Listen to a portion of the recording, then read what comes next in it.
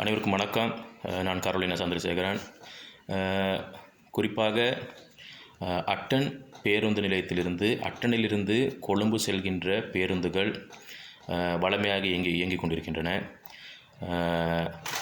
அட்டனை சுற்றிய பிரதேசங்களில் உள்ள தோட்டப்புறங்கள் மற்றும் நகர்ப்புறங்களில் உள்ள பலர் தமது கொழும்பு பயணத் தேவைக்காக அட்டன் பிரதான பஸ் தரிப்பு நிலையத்திற்கு வந்தே கொழும்பு செல்ல வேண்டிய நிலை காணப்படுகின்றது.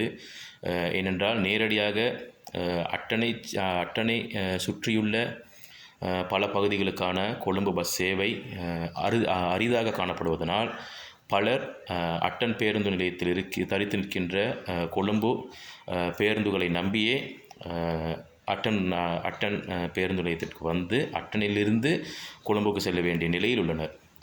இதேவேளை கொழும்பில் பணியாற்றுகின்ற பலர் தமது விடுமுறைக்காக வீடு வந்து திரும்பி செல்லும் பொழுது அட்டன் பேருந்து நிலையத்தில் அதிகமான பயணிகள் நிரம்பி வழிவதை காண முடிகின்றது. அதேவேளை தமது அத்தியாவசிய தேவைகளுக்காக கொழும்பு செல்ல வேண்டிய நிலையில் இருக்கின்ற பயணிகள் அட்டனில் வந்தே செல்கின்றனர். இது யதார்த்தம்.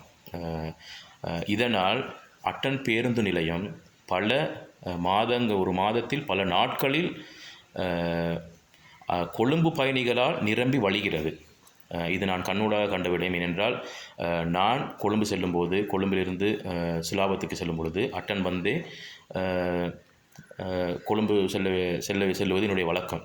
ஆக இவ்வாறு பல தடவைகள் பலர், அதாவது தோட்டப்புறங்களைச் சேர்ந்த அட்டனை சுற்றி இருக்கின்ற தோட்டப்புறங்களைச் சேர்ந்த பலர், சிறியோர் முதல் முதியோர் வரை பலர் பல சிரமங்களை எதிர்கொள்கின்றனர். இவ்வாறான வேளைகளில் குறித்த பேருந்துகள் குறித்த நேரத்திற்கே அட்டனிலிருந்து கிளம்பி செல்கின்றது. இது வழமை, இதை மாற்ற முடியாது. ஆனால் பயணிகள் அதிகமாக காணப்படுகின்ற நேரங்களில் விசேட போக்குவரத்து சேவைகளை மேம்படுத்தலாம். அப்படி மேம்படுத்தினால் கூட அட்டன் பஸ் டிப்போவுக்கு நட்டங்கள் ஏற்படுவதில்லை என்பது என்னுடைய பரிந்துரை.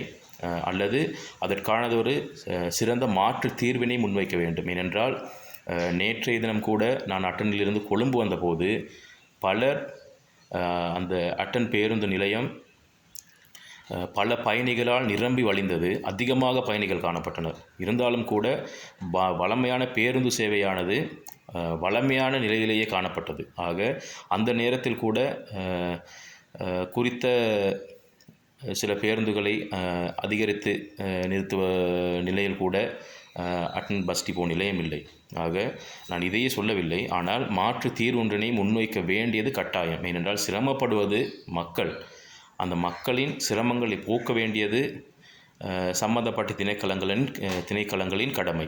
அப்போ நேற்றைய தினம் கூட சில காணொளி வாயிலாக நான் சில செய்தி சேவைகளுக்கு இந்த தகவலை அனுப்பியிருந்தேன். அதனை ஏற்றுக்கொண்ட சில செய்தி சேவைகள் அதனை புகைப்படங்களின் வாயிலாகவும் காணொளிகளின் வாயிலாகவும் செய்திகளாக வெளியிட்டிருந்தது மகிழ்ச்சிக்குரிய விடயம். நன்றிகள்.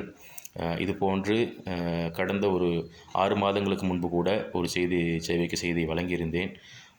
அது செய்தியாக வெளியிடப்பட்டிருந்தது. இருந்தாலும் கூட குறித்த அந்த நிலையில் எந்த மாற்றமும் இல்லை என்பது கவலை தருகின்ற விடயம். ஆகவே இதனை கருத்தில் கொண்டு அட்டன் பஸ் டிப்போ உரிமையாளர்கள், திணைக்களத்தைச் சேர்ந்தவர்கள் இதற்கானதொரு மாற்று தீர்வினை முன்வைத்து பயணிகளின் சிரமங்களை போக்குமாறு பணிவோடு கேட்டுக்கொள்கின்றேன். நன்றி.